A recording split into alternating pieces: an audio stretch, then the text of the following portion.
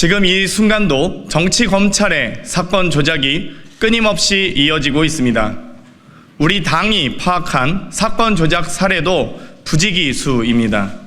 민주당은 사건 조작을 크게 5가지 유형으로 구분했습니다. 추후 대책단과 당에서 구체적인 조작 사례를 하나씩 밝히고 진상을 규명해 갈 예정입니다.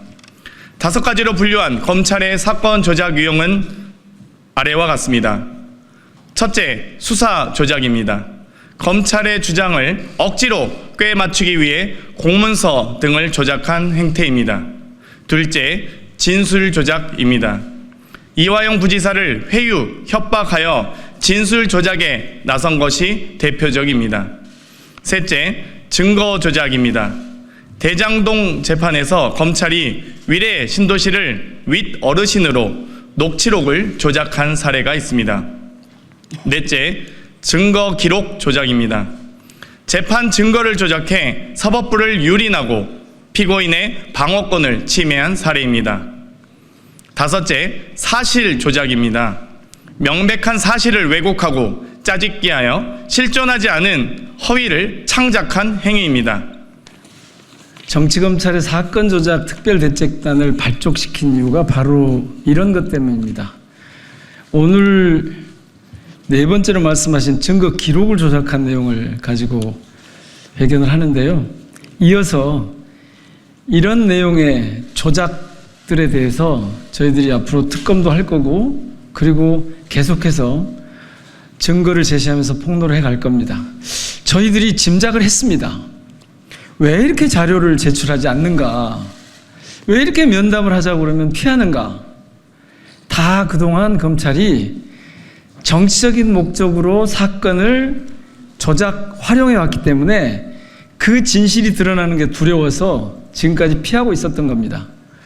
저희들은 앞으로도 현장 대책기도 하고 또 이런 자료들을 계속 수집하고 그 결과에 따라서 필요하면 특별 검사를 임명하는 법안을 발의하기도 하고 제도 개선 방안도 고민하고, 특히 이런 사건 조작에, 정치적 목적인 사건 조작에 나섰던, 앞장섰던 혹은 주도했던 그런 검사들에 대한 탄핵과 징계 절차를 밟아 나가도록 할 것입니다. 저희가 직접 징계할 수 없기 때문에 입법부가 할 수 있는 방법을 찾아서 실행하도록 그렇게 하겠습니다. 표지가리, 공문조작, 허위진술 유도한 정치검찰, 진실규명 책임자 처벌로 바로 잡겠습니다. 전입가경, 갈수록 태산입니다. 검찰의 조작 수사는 이화영 전 경기 부지사 불법 해외와 협박에만 국한되지 않습니다. 이미 우리 대책단에는 여러 제보가 쏟아지고 있습니다. 하나씩 차근차근 살펴나가고 있습니다. 반드시 정치검찰의 못된 버릇을 뿌리 뽑겠습니다. 지난 3월 공판 과정에서 충격적 사실이 드러났습니다. 이재명 당대표 공판에서 검찰의 공문서 조작 논란이 밝혀졌습니다. 검찰은 문서의 겉장을 바꾸는 소위 표지가리 수법을 이용했습니다. 결제받은 문서의 표지와 결제받지 않은 문서의 내용을 짜집기했습니다. 위법한 공문서 위조로 참고인을 농락해 허위 진술을 끌어냈습니다. 결론 정해둔 짜집기 수사의 표지가리, 짜집기 공문까지 동원했습니다. 그동안 검찰은 이재명 대표의 혐의 입증에 최모 전 성남시 기업 지원 과장의 진술을 제시했습니다. 2015년 이재명 성남시장의 호주, 뉴질랜드 출장에 김문기 전 성남도시공사 차장이 동행했다는 공문을 이 시장이 직접 결제했다는 것입니다.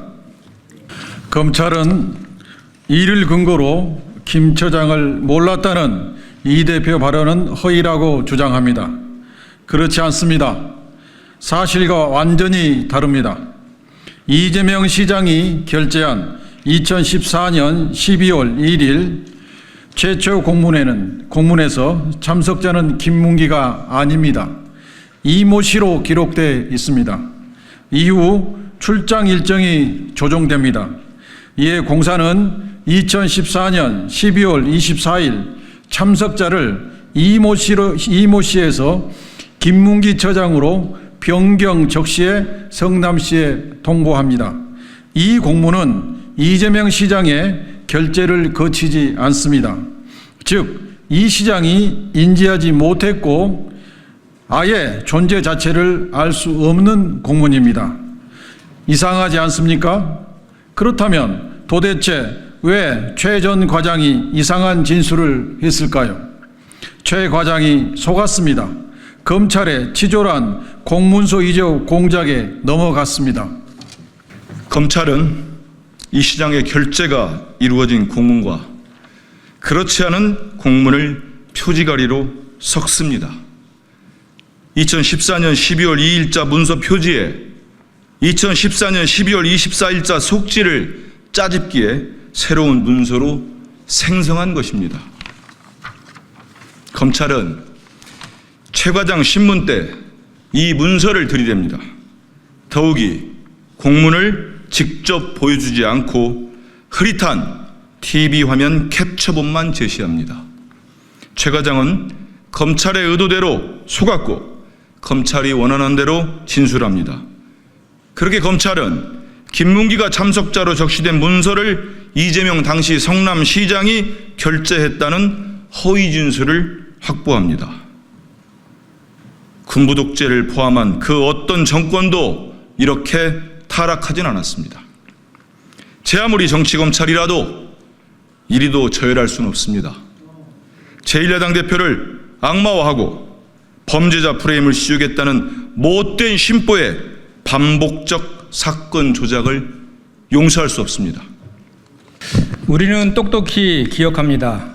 이미 검찰은 서울시 공무원 간첩 조작으로 대법원에서 공소권 남용 판결을 받았습니다. 마땅히 주권자께 석고대죄해야 합니다.